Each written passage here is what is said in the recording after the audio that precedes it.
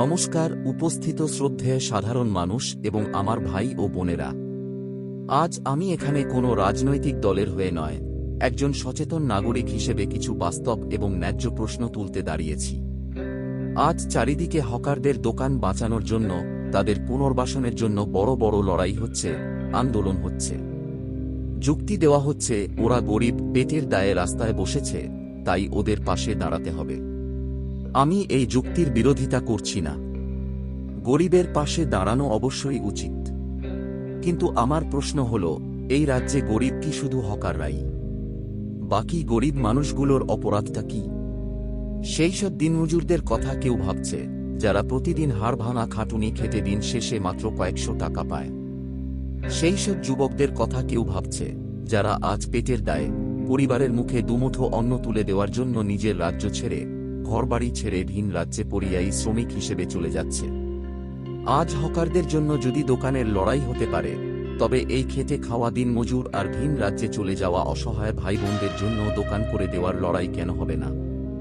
লড়াই হলে সবার জন্য হোক। আইনের শাসন বনাম বিশৃঙ্খলা। অনেকে এখানে আবেগতাড়িত হয়ে যুক্তি দিচ্ছেন, ওরা তো আজ নতুন নয়, 20 বছর 30 বছর ধরে ওখানে দোকান করছে। আমি অত্যন্ত নম্রতার সাথে একটা বাস্তব কথা মনে করিয়ে দিতে চাই। 20-30 বছর আগে যখন ওরা ওখানে বসা শুরু করেছিল, তখন কি কোনো আইন মেনে বসেছিল?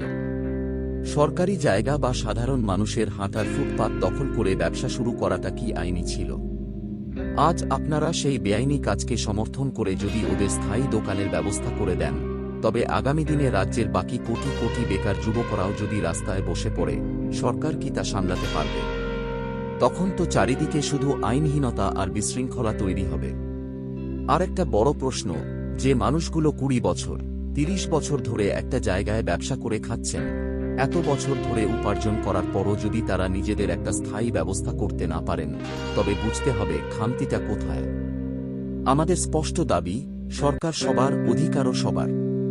তাই আজ এই মঞ্চ থেকে আমাদের দাবি খুব পরিষ্কার এবং সোজা। দোকান যদি দিতেই হয়, তবে রাজ্যের সমস্ত গরিব মানুষকে দিতে হবে।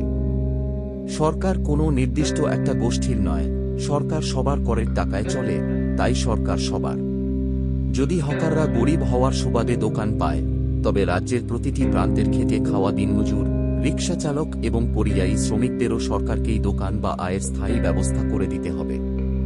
যদি সরকার সবাইকে সমান চোখে না দেখে, যদি এই পক্ষপাতিত্ব বন্ধ না হয়, তবে মনে রাখবেন, আজ এই মঞ্চ থেকে আমরা হুঁশিয়ারি দিচ্ছি, আবার আন্দোলন শুরু হবে, এবং সেই আন্দোলন আরও তীব্র হবে। হয় সবাইকে দিতে হবে, না হলে কোনো কথা নেই। আমরা আমাদের ন্যায্য অধিকারের লড়াই থেকে এক চুলও পিছপা হব না। ধন্যবাদ। জয় হিন্দ।